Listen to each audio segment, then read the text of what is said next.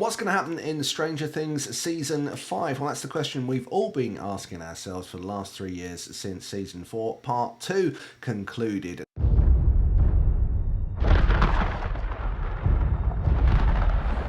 long last, we can begin. Now, we've learned quite a lot from the new 2-minute plus trailer that's set to a kind of classical sub-operatic version of Queen's Who Wants to Live Forever. There's a couple of things we know before we look at the trailer, which are that this is going to be released across 3 parts. The merits of this we'll discuss in a moment. The first 4 episodes are going to be released on November the 26th on Netflix. Then there will be 3 episodes released on Christmas Day, and then there will be one finale, which I assume will be feature length, and I don't think we've got the episode lengths left available yet, which will be released on December the 31st. That's New Year's Eve. Now, the big question about this is that great timing?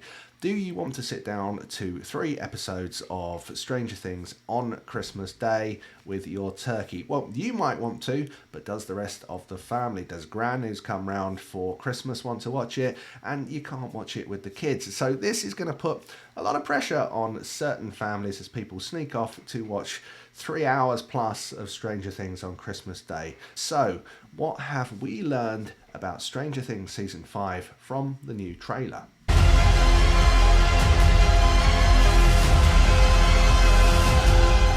Okay, so we know that the season is going to be set 18 months after the events of the last series of the show.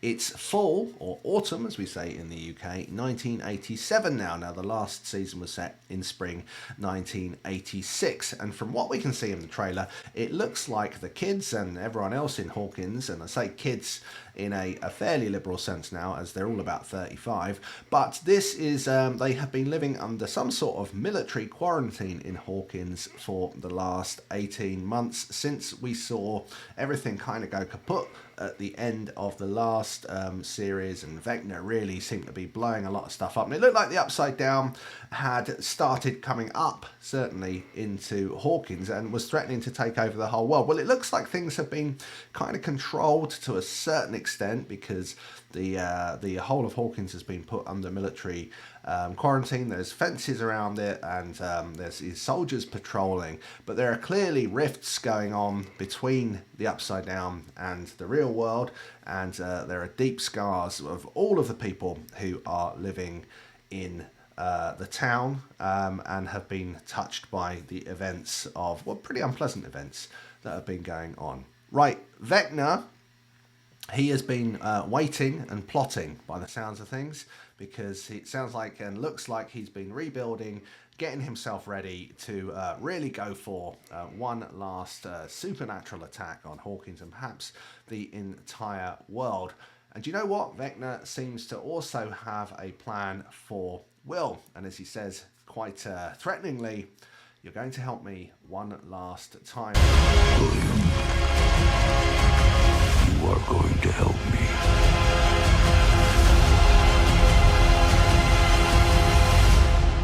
One last time. Now, of course, Will is the first character in Stranger Things who was taken by Vecna and the forces of the Upside Down, where it all began. So it looks like we're going to go full circle with Will's character and find out finally what the connection is between Will, the Upside Down, and Vecna, and indeed what Will's part is in all of this. So it seems like some of the mythology of the show is going to be paid off, and it's going to come through that first central character, Will Byers.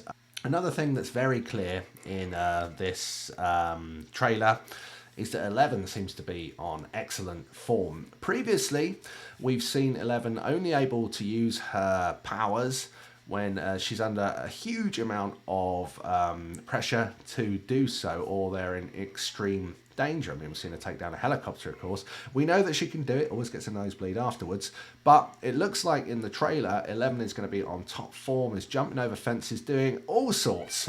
So it looks like she's finally perhaps got control of her powers, and she is going to be able to play an enormously important part in saving the kids and saving Hawkins and maybe saving the whole world.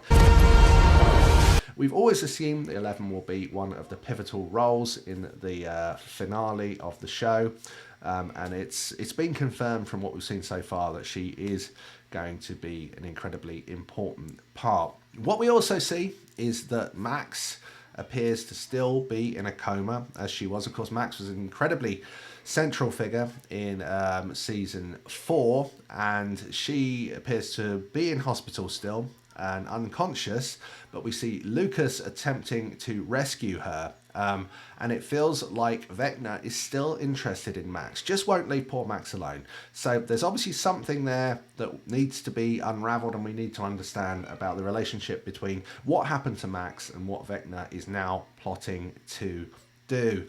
We see Dustin, and it looks like he is still grieving for his mate Eddie, and who can blame him? Eddie, of course, saved everyone with his heroic antics, with his heavy metal guitar playing in the Upside Down in season 4. It's also clear that all of the gang are going to go it alone.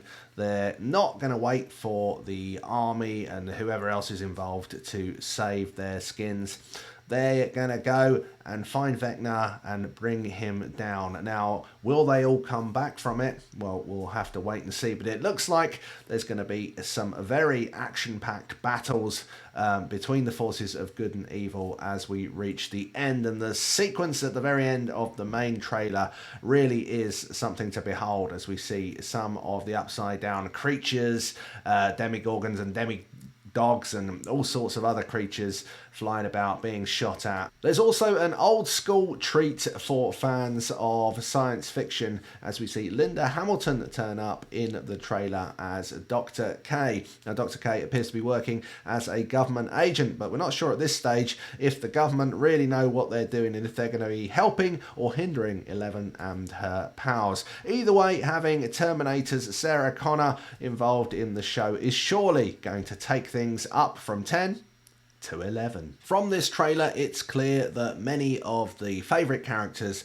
from across the season are going to be involved in this final battle. We see Hopper standing behind 11, attempting to defend her before she does a big thing which seems to blow up a lot of stuff. We see Nancy heavily involved in armoured combat. We also see Joyce involved, of course, as the mother of Will. We would expect her to be there to the very end.